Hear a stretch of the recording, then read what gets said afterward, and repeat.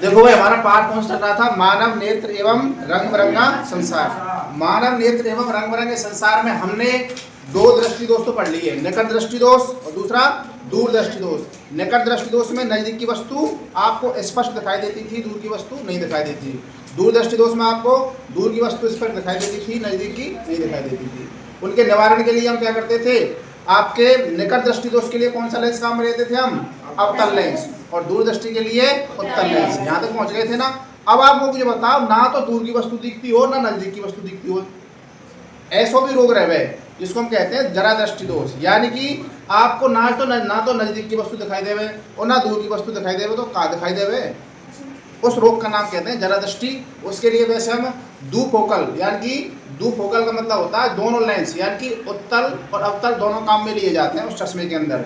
यानी कि आगे की तरफ तो उसमें लगा देते हैं अवतल लेंस और पीछे की तरफ लगा देते हैं कांच में या चश्मे में उत्तल लेंस। उसको बोलते हैं दुफोकल। उससे वस्तु स्पष्ट दिखाई देती है, ठीक है ना। ये कुछ लोगों में पाया जाता है, ज़्यादा नहीं पाया जाता, ठीक है ना। इसकी परिभाषा आपको पेपर में कैसे लिखनी है ध्यान सुनिए। जरा दृष्टि दोष आयु बढ़ने के साथ साथ नेत्र की समंजन क्षमता कम हो जाती है। समंजन क्षमता का मतलब होता है एडजस्टमेंट पावर, यानी कि एडजस्टमेंट पावर क्या हो जाती है? कम हो जाती है उम्र बढ़ने के साथ साथ। जिसके परिमाण स्वरूप आंख का दूर बिंदु, जो दूर का बिंदु है ना, वो नेत्र के निकट लगता है आपको। जैसे सपोज करो तुम दूरी देख रहे हैं ना, तो ऐसा लगेगा निकट दिखाई दे रहा है। दूसरा, आंख का जो निकट बिंदु है, तुम्हारे नजदीक का जो बिंदु है, वो नेत्र से दूर विस्थापित हो जाता है। दोबारा सुनेंगे एक बार। जो हमारे आंख का जो दूर बिंदु है, वो तो क्या जाता है? पास विस्थापित हो जाता है। और जो पास वाला है वो दूर विस्थापित हो जाता है। इसलिए नेत्र ना तो अधिक दूरी वाली वस्तु को स्पष्ट दिख पाता है और ना ही बहुत पास वाली वस्तु को स्पष्ट दिख पाता है। तो नेत्र का यह जो दोष है, इसका नाम है जरा दृष्टि दोष। लगभग बात समझ में आ गई होगी। ना तो नजदीक की दिख है ना दूर की दिख है। नजदीक के दिख है तो दूर का बिंदु विस्थापित हो जाता है, दूर का देखता है तो नजदीक का बिंदु विस्थापित हो जाता है। इस दृष्टि दोष को जरा दृष्टि दोष कहते हैं। इसके कारण की बात करें, इसका रीजन क्या है, किसकी वजह से होता है तुम्हारा ये जरा दृष्टि दोष? जरा दृष्टि दोष का मुख्य कारण आयु बढ़ने के साथ साथ नेत्र की समंजन क्षमता क्या हो जाती है? कम हो जाती है। वैसे आजकल नए बालकों में भी है, वो कोई खास बड़ी बात नहीं। निवारण की आपसे बात करूं मैं, जरा दृष्टि दोष के निवारण के लिए व्यक्ति को दुफोकल या दुफोकल ध्यान रख लेना, या दुफोकल या अवतलोत्तल ध्यान रख लेना। अवतलोत्तल, दुफोकल या दुफोकस एक ही बात है। दुफोकल लेंसों से युक्त चश्मे का प्रयोग करना पड़ता है। इन लेंसों का ऊपरी जो भाग होता है वो होता है हमारा अवतल लेंस, अवतल लेंस की सतह, तथा नीचे वाला जो भाग होता है वो क्या होता है? हमारा उत्तल लेंस की सतह की तरह कार्य करता है। देखो एक बार दोबारा बता देता हूँ। अगर मैं आपसे बात करता हूँ, हमारे दृष्टि दोषों के हमारे 3 प्रकार के हैं। पहला हमारा निकट दृष्टि दोष, दूसरा हमारा दूर दृष्टि दोष, तीसरा कौन सा आता है? हमारा जरा दृष्टि दोष। जरा दृष्टि दोष में हमको क्या होता है? यानी कि ना तो दूर की वस्तु दिखाई देती है ना नजदीक की वस्तु। दूर की वस्तु को देखते हैं तो उसका जो बिंदु है निकट, नेत्र के निकट आ जाता है, और जब पास की वस्तु को देखते हैं तो उसका बिंदु दूर हो जाता है। इस दृष्टि दोष क्या कहते हैं? हम जरा दृष्टि दोष कहते हैं। इसके निवारण के लिए, जैसे ये चश्मा है हमारा, और चश्मे का आगे वाला जो भाग है, ये वाला जो भाग है, यहाँ पे लगा देंगे अवतल लेंस का, लगा देंगे अवतल लेंस, यहाँ पे लगा देंगे पीछे वाले लगा देंगे उत्तल लेंस का, लगा देंगे उत्तल लेंस, और मोटो सा है जाओ, कैसा है जाओ? मोटो सो।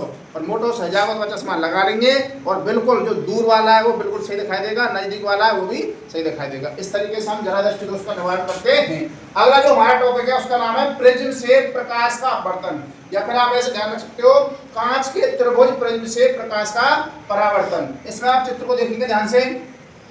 अगर मैं कोई कांच का त्रिभुजाकार प्रिज्म लेता हूं, अगर मैं कांच का कोई त्रिभुजाकार प्रिज्म लेता हूं, तो आप ध्यान से देखेंगे, ये सपोज करो मेरे कांच का क्या है? प्रिज्म है। क्या है? कांच का प्रिज्म। कैसा है? त्रिभुजाकार। कैसा है?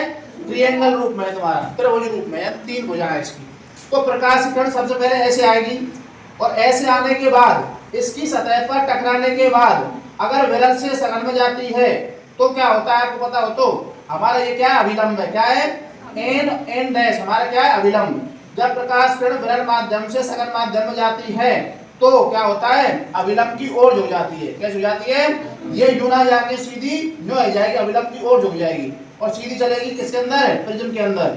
जब हमारी प्रकाश किरण सघन माध्यम से विरल माध्यम में जाती है, अर्थात जब कांच के अंदर से बाहर जाएगी तो ये सीधी ना जाके हमारे अभिलंब से, अभिलंब का नाम है एम एम डैश, अभिलंब से दूर हट जाएगी। क्या हट जाएगी? दूर। इस तरीके से निकल जाएगी। आने वाली प्रकाश किरण को आपतन और जाने वाले प्रकाश कण को निर्गत बोलते हैं। क्या बोलते हैं? निर्गत। अब देखो मैंने यहाँ पे आपको कौन लिखे हैं, हमारी भुजा PQ या रेखा या किरण PQ आ रही है ना प्रकाश किरण, आने वाली को आपतित किरण कहते हैं। क्या कहते हैं? आपतित किरण। फिर हमारी QR का हमारा यहाँ से लेके यहाँ तक, यानी कि QR को बोलेंगे हम अपवर्तित किरण, यानी कि हमारे किसके अंदर अपवर्तित हो रही है? वो प्रिज्म के अंदर। किसके अंदर? प्रिज्म के अंदर। तीसरा हमारा RS का हमारा यहाँ से लेके यहाँ तक, ये हमारी निकल रही है ना प्रकाश किरण प्रिज्म से, इसलिए इसको क्या बोल देंगे? निर्गत किरण। क्या बोल देंगे इसको? निर्गत किरण। अगर बात करते हैं एंगल A की, एंगल A को हम बोलते हैं प्रिज्म कोण। क्या बोलते हैं? प्रिज्म कोण। अगला है हमारा एंगल I। देखो आने वाली प्रकाश किरण और हमारे अभिलंब के बीच में जो कोण बनता है I, जिसको हम क्या कहते हैं? आपतन कोण। क्या कहते हैं? जब हमारी प्रकाश किरण अपवर्तित होती है, अपवर्तन होता है, तो अपवर्तन के समय जब जितना हमारा कोण बनाती है अभिलंब के साथ, उसको बोलते हैं हम अपवर्तन कोण। क्या बोलते हैं उसको? अपवर्तन कोण। तीसरा बात करता हूं आपसे एंगल E हमारी प्रकाश किरण निकल रही है ना, तो निकलने वाली से बनता है आपका निर्गत कोण। क्या बनता है? निकलने वाली प्रकाश किरण तथा अभिलंब के बीच में जो कोण बनता है उसको बोलते हैं निर्गत कोण। क्या बोलते हैं? और निर्गत कोण को E से दिखाते हैं, स्मॉल e से। लास्ट बात करेंगे, जब मैं इस वाली प्रकाश किरण को डॉट डॉट करके सीधी बढ़ा दूं, इस वाली प्रकाश किरण को डॉट डॉट करके सीधी बढ़ा दूं, यहाँ पे काटती है तुम्हारी बिंदु G पर। कहाँ पे काटती है? बिंदु G पर जितना कोण बनता है उसको बोलते हैं डेल। क्या बोलते हैं? डेल। और डेल का नाम होता है विचलन कोण। क्या होता है इसका नाम? विचलन कोण। क्या बोलते हैं इसको?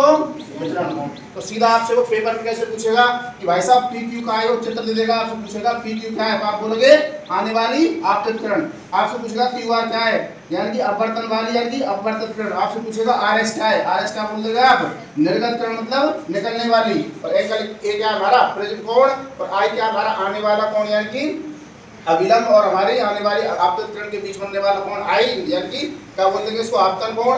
R को क्या बोलेंगे हम यहाँ पे? अपवर्तन कोण। E को क्या बोलेंगे? निकलने वाला निर्गत कोण। और यहाँ पे जो मिलने वाली जो रेखा बिंदु G पर काटते हैं उसको बोलेंगे डेल या विचलन कोण। आगे बात समझ में? बाकी तुम्हारा नेक्स्ट